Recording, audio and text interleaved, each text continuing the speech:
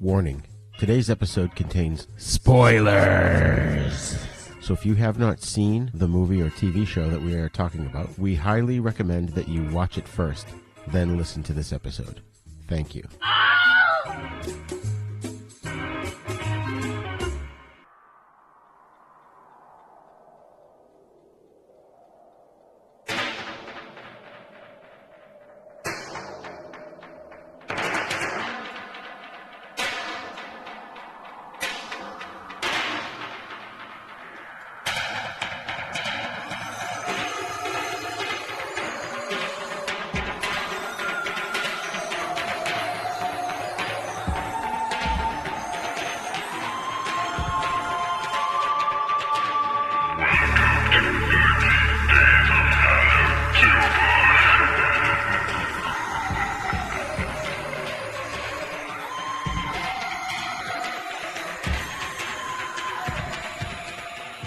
Hello and welcome to Then Is Now podcast. I'm your host, Rigor. In this series of special Then Is Now episodes, 13 Days of Hallowtober, we're exploring what are widely regarded as the scariest movies of all time.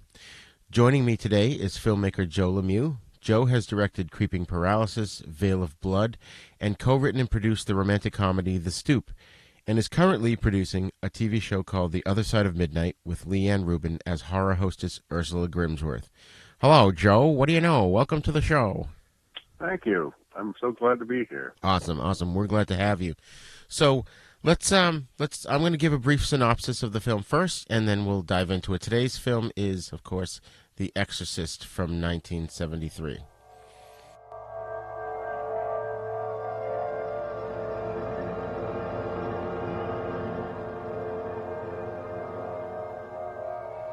Somewhere between science and superstition, there is another world. The world of darkness.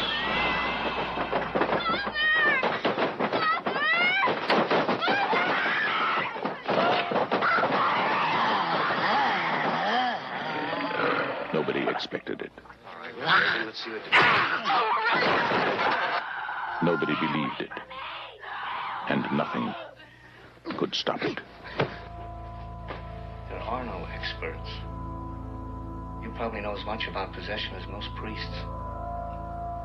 Look, your daughter doesn't say she's a demon. She says she's the devil himself.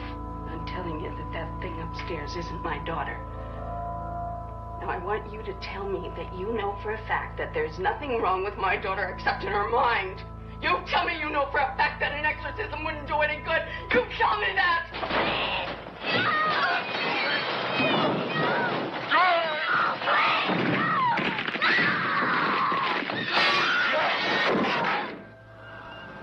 The one hope, the only hope, The Exorcist.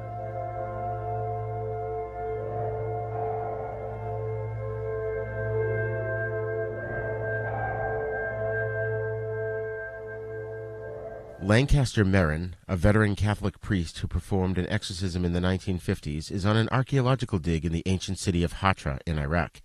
There he finds an amulet that resembles Pazuzu, a demon of ancient origins with whose story Merrin is familiar. In Georgetown, actress Chris McNeil is living on location with her 12-year-old daughter Reagan. She is starring in a film about student activism directed by her friend and associate Burke Dennings.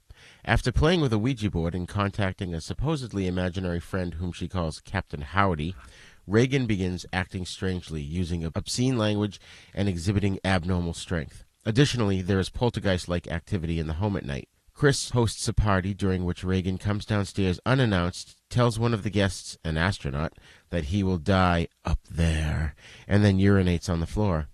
Later, Reagan's bed begins to shake violently, further adding to her mother's horror. Chris consults a number of physicians, but Dr. Klein and his associates find nothing physiologically wrong with her daughter, despite Reagan undergoing a battery of diagnostic tests. One night, when Chris is out, Burke Dennings is babysitting a heavily sedated Reagan. Chris returns to hear that he has died falling out of the window.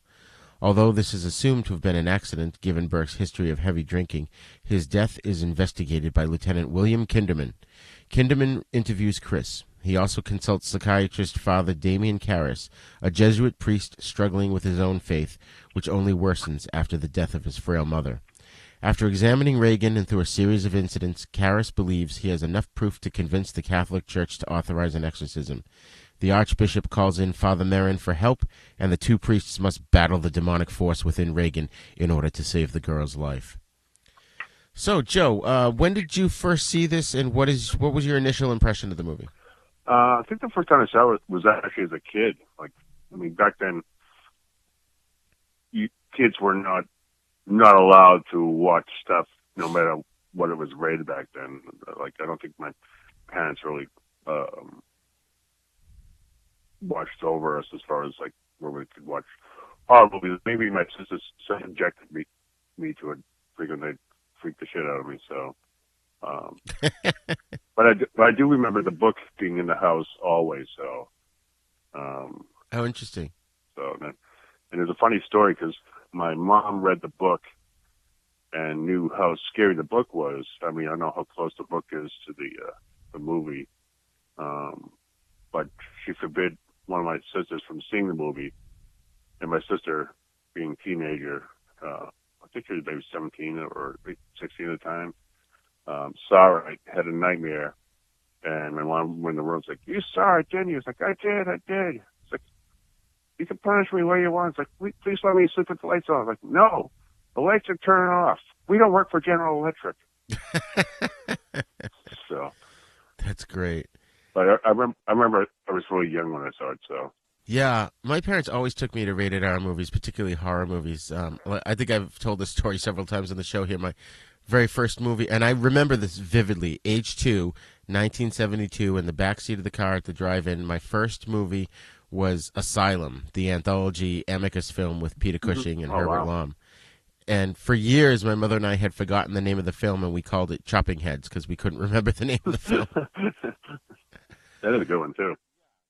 Yeah, that's a very good one. I'll have to cover that at some point. But surprisingly, I did not see The Exorcist in the movies. But I believe when it was on a world premiere, on one of the big 3 networks, my parents and I snuggled up in the parlor to watch it. And I remember getting to the end of the Father Merrin scene at the beginning when he's in Iraq.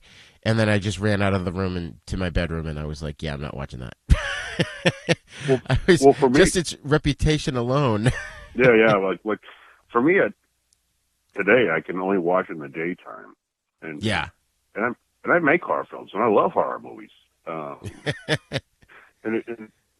for me, it always felt like Catholic guilt, like I'm seeing stuff I'm not supposed to see. Right. I'm not even Catholic, so. Oh, geez. Yeah, I know. That's so funny. There's a big conundrum right there.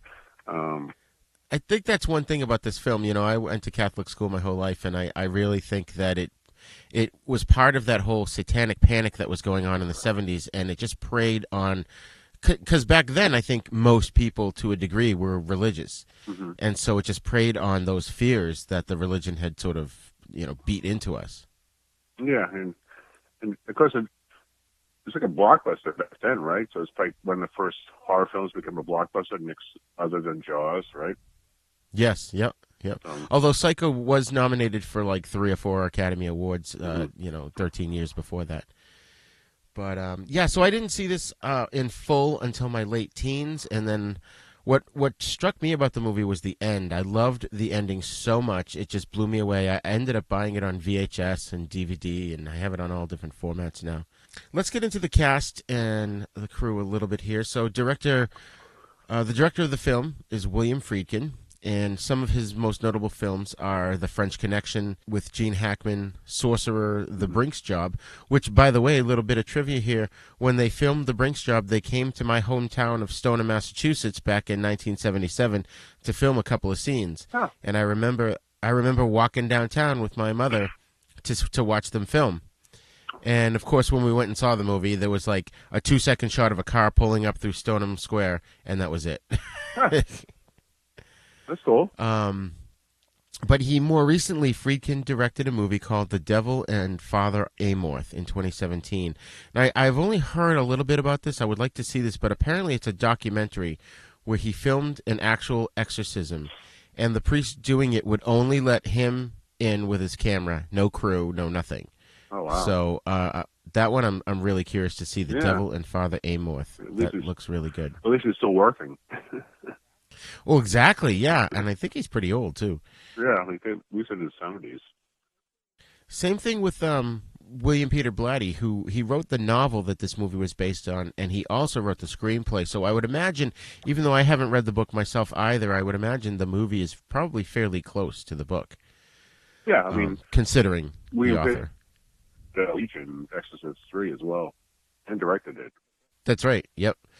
And his screenwriting credits include, surprisingly, the Inspector Clouseau movie, A Shot in the Dark, which I did not know that. Promise Her Anything, The Ninth Configuration. Oh, that's an amazing and he movie also, too. Yeah. The Ninth Configuration, I couldn't tell you what the plot was. Oh, I know. It was something about it was like an asylum or something. Yeah. I just remember Stacy Keach was in it. Yeah. And, but Blatty also wrote Exorcist 2 and 3, and as you said, he directed 3. He also wrote Exorcist: The Beginning from 2004, which I've never seen that. I had to look that one up. It's Stellan Skarsgård there from the Marvel movies. He plays a young Father Merrin. Yep. And it's about his initial encounters with Pazuzu. Yeah, I saw the one. Actually, that's the second version of it. Paul Schrader did the first version.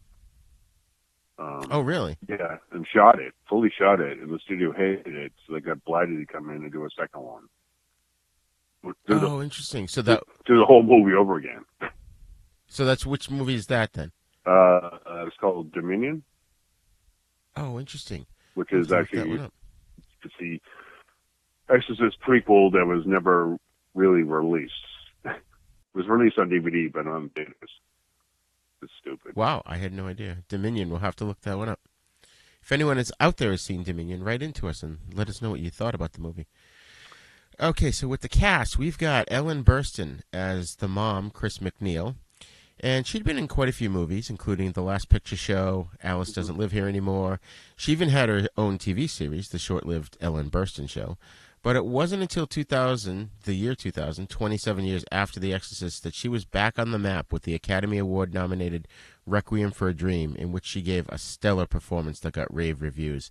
And I think she did a stellar performance here in The Exorcist. I really believed her character. I mean, she was looking... I felt bad for her. Yeah, she was looking horrible by the the last third of the movie. But even where no one would believe her, and she's like swearing like a mofo, and it's like I don't care what you're doing. And she turns to that young priest there for help, and he was trying to convince her. It's like most people don't do exorcisms anymore. Right. The majority of people that do are lying. Well, and I was telling my wife, we watched it last night, and I was telling her that I've read in the last couple of years the number of exorcists have gone up there's like 300 now in the Catholic Church. They've been training more and more exorcists. So it's been increasing lately, which is kind of weird. Good. But yeah, so Ellen Burstyn did a great job here, I thought. I thought her and Linda Blair as Reagan, I thought they had good chemistry on screen. I believed they were mother and daughter. Mm-hmm. And, okay, speaking of Linda Blair, she plays Reagan McNeil. And after this, this was a breakout role for her, obviously. It was like, I think there was a lot of horror, not just from the movie itself, but from critics who were horrified that a child was going to be doing what her character did in the movie. Oh, yeah. And, it's just the crucifix and just the swearing and puking everywhere. It was really, yeah. It's like not even. She was practically stabbing herself with it. Yeah. But there's an interesting story about the Ellen Burstyn, the scene where she gets slapped and knocked to the floor. Do you know how they did that? No. They had a rope tied around her waist. It went to the set, and on the other side of the set were a bunch of teamsters pulling on the rope. And yeah. She recently had back surgery, and she told Billy Freakin to don't pull too hard. So what he did is he put another 3 teamsters on the rope and told them to pull as hard as they could. So yeah, that reaction on her face is because they hurt her by pulling her to the floor. Oh my God. And when she got up, was able to get off the floor, she went over and she punched Billy Freakin in the face. Oh, wow. Yeah. Oh my So, God. but he got the reaction, so. That's crazy. Yeah, yeah. Thankfully he didn't paralyze her. Jesus Christ. No, I know. So. Well, it was the 1970s. So, You could do shit like that back then. Yeah, that's true. You could get away with it, like slapping kids to get them to cry on camera and stuff. Yeah. Now, after The Exorcist, Linda Blair was in several movies, including Born Innocent, Airport 1975, Sarah T., Portrait of a Teenage Alcoholic, and she reprised her role as Reagan in Exorcist II, The Heretic. She was also in a couple of fun horror flicks. She was in Hell Night and Grotesque, as well as a movie called Chained Heat, and she had a cameo in the first Scream film. And she's still out there. She's still doing stuff. She's still looking great. In fact, I interviewed her one time many, many years ago when she was at a place called Spooky World in Massachusetts. And she was just the nicest thing ever. I really liked her. Cool. Yeah, I've never met her, so. She puts on a great performance here, especially for, was she 12, I think, in this? And it's just horrific to think. I mean, what must her parents have thought when they were making this movie? Who knows? Again, it's the 70s. It might have been boozing it up and like just happy that their daughter's making some money too. So, yeah, that's true. So Jason Miller played Father Damien Karras, and he was in a bunch of smaller films, including Friedkin's The Ninth Configuration. But ironically, I happened to catch him recently. I was watching a Grindhouse film from 1977 called A Dog Called Vengeance, which was this crazy film in which Miller, he's this prisoner in a South American dictatorship, and he manages to escape. But through the whole movie, he's pursued by this bloodthirsty hound. And it was, I'm watching it going, I know that guy. And then finally I looked it up. I'm like, oh my God, it's Father Karras. And he was also Exorcist 3 as well. Yes, he had a good part in Exorcist 3. Then we have, of course, Max von Sydow, who plays Father Merrin. You know, I think we could do a whole show about von Sydow's career. Yeah. Like, he looked old in The Exorcist, and I don't think he really was that old. I mean, No, they made him look old. That was makeup. He was young, but now he looks. Right? And now he looks, or at least in recent years, he looked like he did in The Exorcist. No, I know. He really was old. Like, wow, he ages properly for his career. But yes, it was Dick Smith, and we'll get into that in a little bit here. But some of the highlights from von Sydow's career, and this is just scratching the surface here. He played Ming the Merciless in Flash Gordon. He was in Conan the Barbarian. He was in Strange Brew with Bob and Doug McKenzie. Oh, yeah. He was Blofeld. He played Blofeld in Never Say Never Again. He was in the movie Dreamscape. He was in the original Judge Dredd movie with Sylvester Stallone. He was in Minority Report, and the list just goes on, and sadly we lost him this year at age 90. Wow. Yeah, I can't believe he was 90 years real. old. A lot of people are getting up there in age, too, you know? Yeah, but at least he stayed steady and still working. Yeah, absolutely. I think he was. Would you consider him more of a character actor than a leading man? Yeah, I think so. I mean, he's not like a Dick Miller, but kind of like in between, right. I guess. Yeah. Yeah, because, I mean, he is the Exorcist in this movie. And his performance in this film is great. It's like, when you're watching it, and then, you know, they kind of been building all these little different pieces here and there, pulling them together as the mother's trying to figure out what to do. In fact, the doctors even suggest an exorcism, although at first you're like, whoa, that's pretty cool that they're, you know, it's beyond them. They consider an exorcism the next level. But then they're like, oh, no, it's for psychological purposes, because maybe if she thinks she's possessed, then she'll think she's cured from the exorcism. And I think for him, he's conquering something that's been fought before, because he's seen this in the desert. So, right, and they said he had performed an exorcist in the 50s, and it took a month to get to help the kid that it had happened to, that had been possessed, I should say. And there's also that scene where he finds that medallion on the archaeological dig. That's the same medallion that's worn around the other priest's neck. Yeah, I wondered about that, and I wondered if that how that got to him, or was it just a similar one? I think it's the fate. I mean, that the battle over good and evil has happened many times before. I think that's what explains that. Like, No, but how did he get the medallion, Father Karras? They didn't really explain that. No, but I like that it kind of brought the whole story full circle. Right. Like it was fought in the past, it's going to happen again. Right. And it was interesting too, though. Like what I was getting at was the scene where you finally all these things, these elements come together, and you finally got Father Merrin and Father Karras together. They put on their uniforms, almost like a superhero putting on a costume. Yeah. And then they going up the stairs, like the cool shot of the two heroes going into battle. And that right there, I love that scene. And that's when all right, now it's game on. It's good versus evil, winner take all. We'll return to 13 Days of Hallowtober after these messages. Prepare for a spine-tingling, nerve-shattering podcast featuring all your favorite monsters. You won't believe your ears when you listen to Monster Kid Radio. Hear your host, Derek M. Cook, and his ever-rotating stable of guests discuss your favorite classics and sometimes not-so-classic monster movies. Subscribe to Monster Kid Radio through iTunes or Stitcher, or visit monsterkidradio.net before the next weekly episode of Monster Kid Radio. Go through the archives for interviews with Sarah Karloff, Victoria Price, and Joel Hodgson.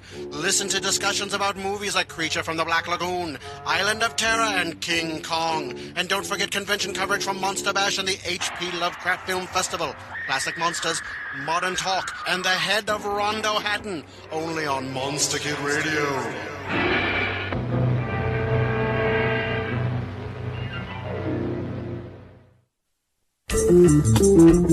Hello, this is Rod Barnett. I'm the host of The Bloody Pit, the podcast that examines films from across the decades. On The Bloody Pit, we have several ongoing series of shows within the show focused on specific things in genre cinema that I and my co-hosts find fascinating. There's a long-running series focused on Italian maestro Antonio Margheriti's films from the 1960s all the way up through 1990. There's an on-again, off-again series focused on 1970s science fiction films. There's an in-depth look at the Western movies that William Castle made before he struck out on his own and became the horror auteur that we know and love. A look at the classic Coffin Joe films from Brazil. And our long-term project to look at every Universal horror film made in the 1940s. That's a long project, people. It's going to take us a long time. Sprinkled in amongst those are various other episodes focused on other stranger areas of cinema, like Lucio Fulci, Dario Argento, and even some obscure British crime films from time to time. So join me and my rotating crew of co-hosts as we examine the stranger side of cinema through an exploitation lens. Except when we don't? Yeah, you never really know exactly what to expect on The Bloody Pit. So join me for The Bloody Pit.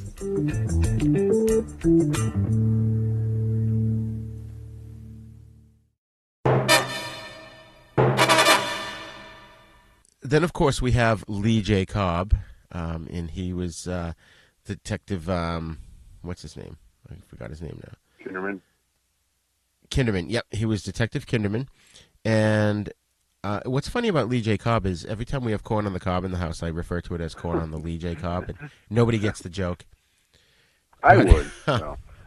Oh, good. Well, he's a veteran character actor, and his list is long also, so we're just going to give you a couple of his notable films. Was 12 Angry Men, Exodus. He was in both Our Man Flint and In Like Flint, as well as just a long list of classic TV shows. Although he died, I think, in 1976, so he didn't live too long past The Exorcist's release. Yeah, was he also on the waterfront as well? He may have been, yeah. I don't have that in front of me, but I think he was. And I loved his lines in this. I loved how he's like, he's looking at Father Karras, and he's like, "You look like John Garfield, the actor." And a little while later, he corrects himself. He's like, "No, Sal Mineo. That's who you look like." He has that kind of interest. He doesn't. Like, you're not sure whether he believes in all that shit at all. So. Well, that, and he's like you and me. He's just obsessed with movies, so that's all he's thinking about all the time is our movies and actors and. Yeah.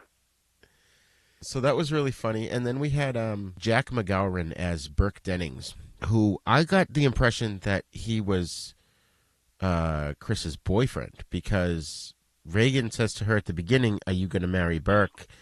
Because he's here all the time." And they didn't quite show them together, except when he was. Although he was drunk at the party and she's trying to get him out of there.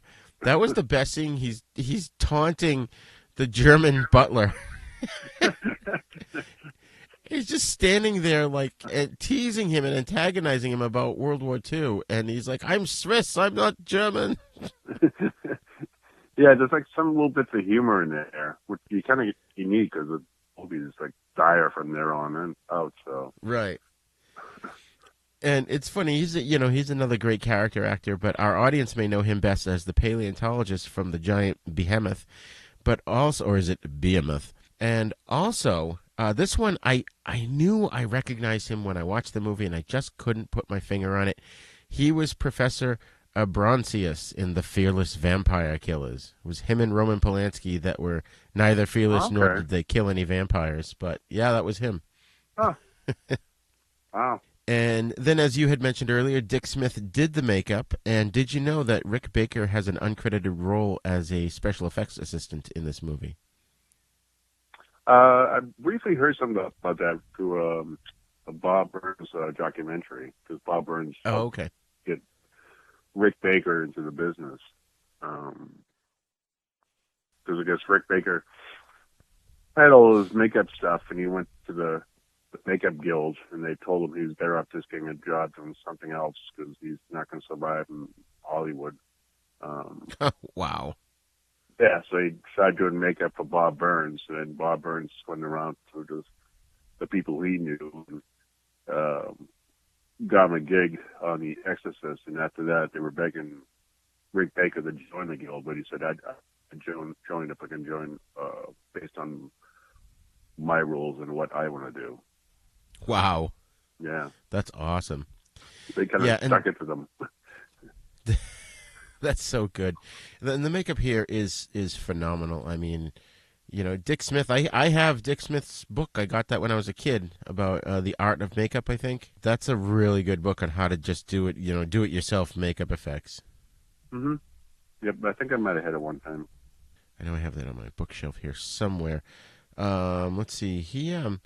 He's got a lot of credits there too. We did the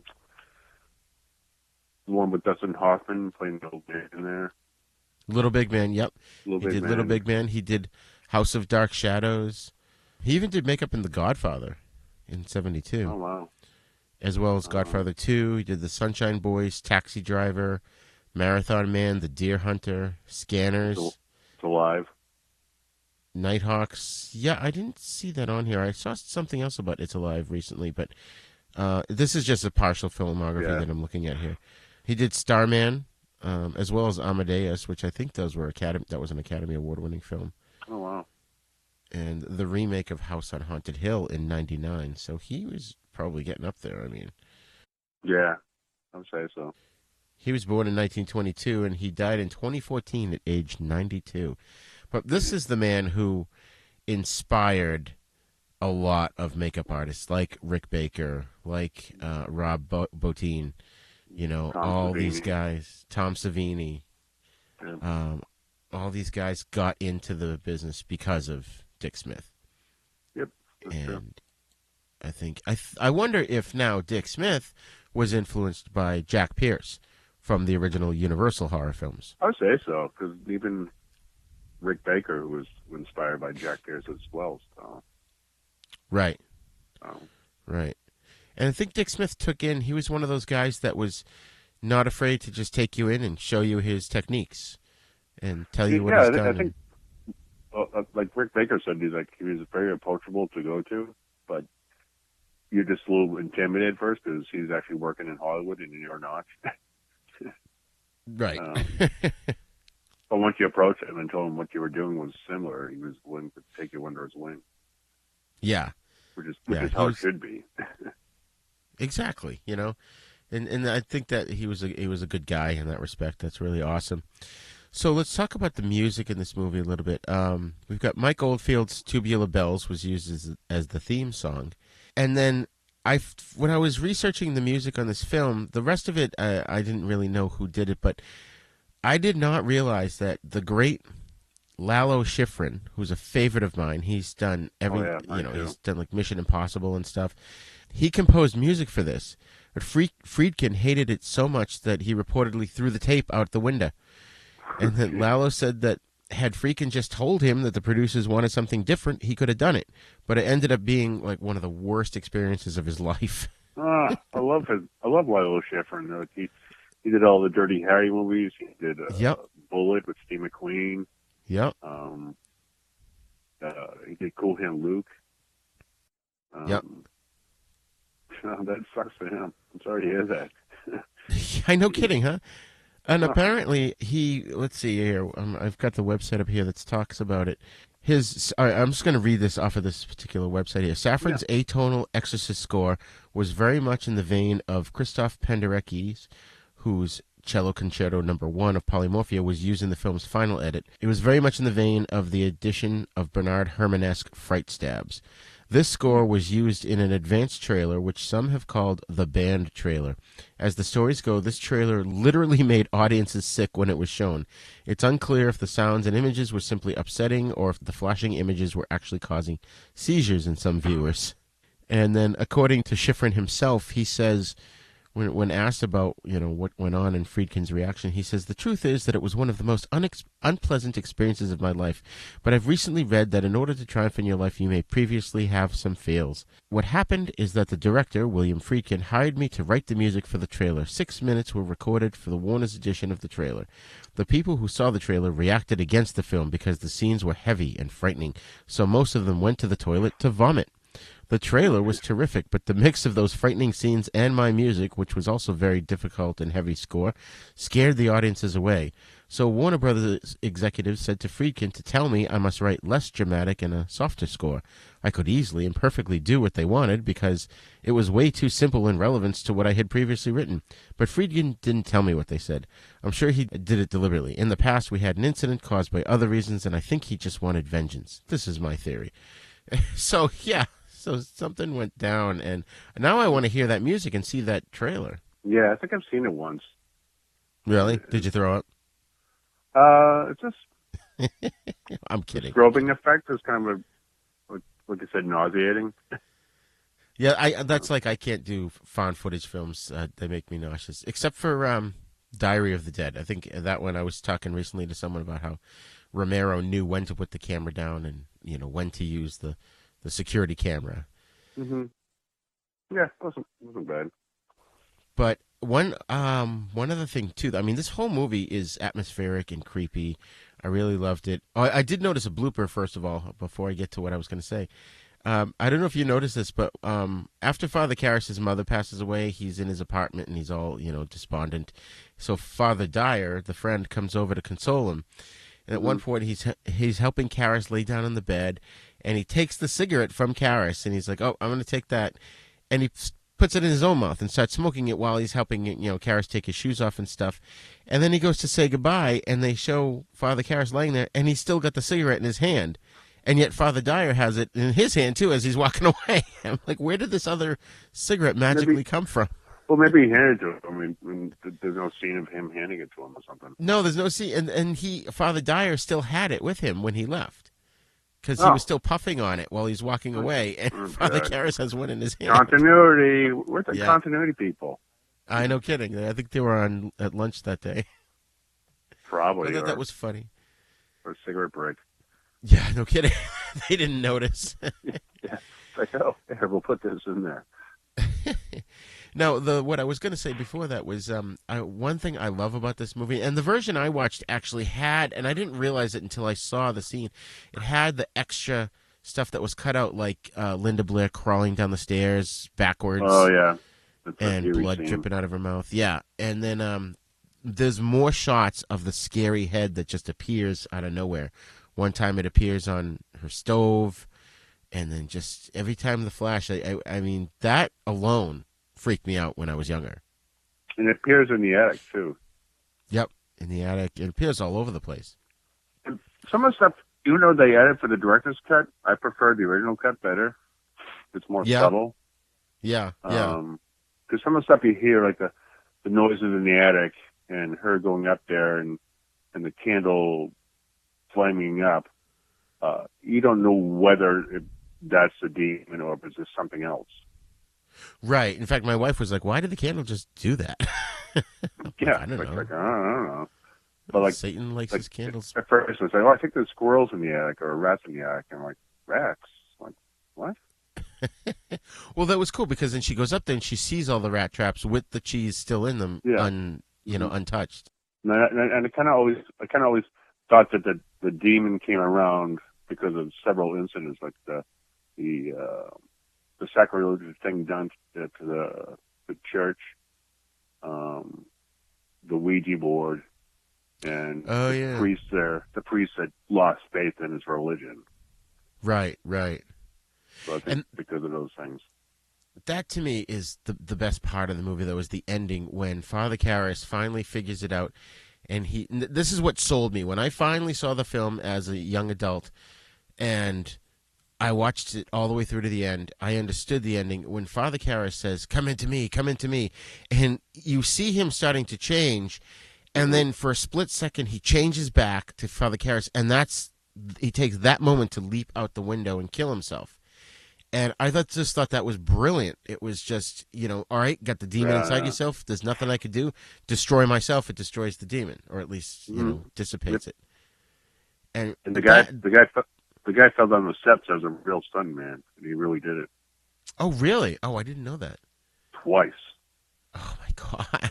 They covered the steps in rubber, like okay, melted rubber over all the steps, and they got the shot. It was great, but it's like, could you do it one again? More for safety?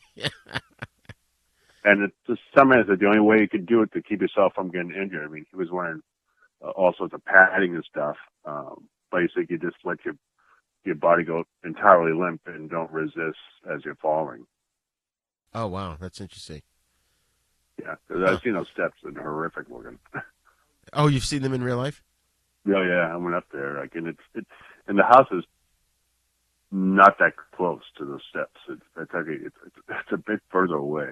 I wondered about that. It just seemed like kind of a stretch. They cheated the shot, and it's not a big deal. Everybody cheats the shots. They never show it in proximity with the steps, so you're never quite clear as to is it really outside her window or not. No, it's actually a driveway and a yard between the steps and the real house. Oh, that's interesting. That's so cool. Movie. One thing I did notice is that the steps cleaned up very well because the first guy, Burke, falls and there's blood everywhere, and then there's it's not. When the next character's walking up the stairs, I can't remember if it was Father Dyer or the detective, but then when Father Karras goes down, there's a big blood splat at the bottom, and then the next day it's gone. Although it could have been a week later because they were all packed and ready to move, and it looked like Reagan was a little healed up. So some time could have passed. It could have rained. Somebody could have cleaned could it. Have been that, so yeah. So, do you consider this a scary movie? Yes, to me, it's still horrific. And would you recommend this to a younger audience? Very young. Sure. Well, I mean, like, teens to 20s. Oh, yeah. It's a fun teen movie. It was always fun to do it as like a dare. Like, get your friends to come over, get some popcorn, stay up at night and watch this and see how everybody reacts to it. It's like a fun scare. Right, right. And one of the things we've been talking about on these shows is how a lot of these movies, because they're so iconic with many of their shots and scenes and stuff and music, it's gotten into the pop culture to the point where younger people go into these movies with a higher expectation than they probably should have. Mm-hmm. And when it doesn't meet that expectation, they're like, well, it wasn't that bad. That wasn't that scary. You know, I don't know what, your mind can imagine far more than what anyone can show you in a film. Plus, I think it's also depends on the time period, too, when you see it. Exactly. That's another thing we've been trying to talk about is that, for its time, like The Exorcist, nobody had seen anything like this before. It's probably one of the first slow burn horror films, where slow burn horror films are the normal now, or the new thing. Right. And it's got a few good jump scares in it, and you could argue that what was it? I Drink Your Blood, which came out in '70, 3 years beforehand, was probably more terrifying and more gory, but it just didn't reach as many audience members as this one did. Yeah, I highly recommend it. Plus, it's directed by Billy Friedkin, and he's a great director. Exactly. I agree. I recommend The Exorcist also. I think younger people should give it a chance. And so, Joe, thank you for joining us today for our discussion about The Exorcist, and we'll talk to you again soon. Where can the listeners find you online? Do you have a website? We don't have a website at the moment, but we will have one soon for Dream Apex Pictures, and we have a lot of horror film projects on the way. So, excellent. Trying to keep up the tradition and the tradition of Billy Friedkin and The Exorcist. Excellent. Well, thank you so much, Joe. We'll talk to you soon. Oh, you're welcome. Yep. All Happy right. Halloween. You too.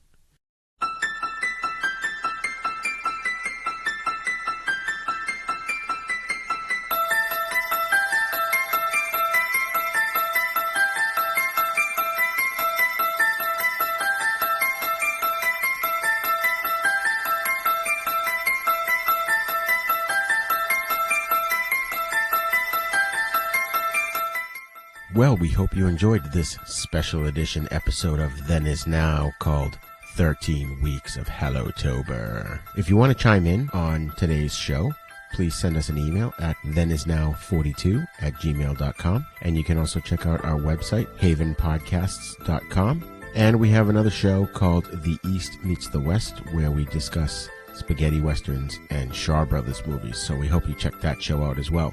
As always, please leave us a review on iTunes so that more people can find us, and spread the word about Then Is Now. Join us again next episode. Then